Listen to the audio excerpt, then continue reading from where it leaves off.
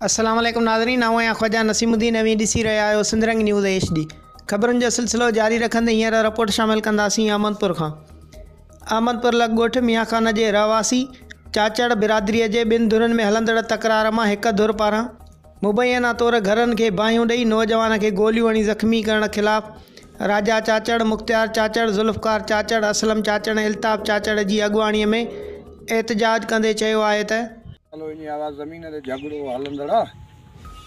जो मामा यारो चाचड़ो उनजो पुटु मौलवी आजिद मुमताज़ वॾेरो गुलणो जो पुटु शाह मर्दा याकूब चाचड़ नवाब जो पुटु 690 699 मुंहिंजे पीउ जो खातो आहे, कंप्यूटर खातो आहे, जंहिं ते उहो दावा था कनि त असांजी आहे। मुंहिंजी बनी हे खाईंदड़ बि न आहिनि, खाईंदड़ बि मुंहिंजी सूमर हो ज़मीन उहो मूंसां विराए ठही वियो आहे। पाण अधु करे मूंखे ॾेई वियो पाण। खातो बि मुंहिंजो हे कंप्यूटर खातो आहे, हिनखे कहिड़ो बि पूरो नथो करे सघे केरु बि।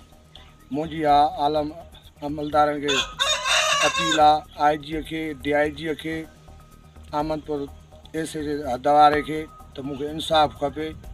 वरी चढ़त करे मुंहिंजे घर ते माण्हू मुंहिंजो धकी करे विया आहिनि, घरनि खे बाहियूं ॾेई विया आहिनि। हिन महिल ताणी हुननि ते काई बि रेट न थी आहे। जवाबदार गिरफ़्तार करे इंसाफ़।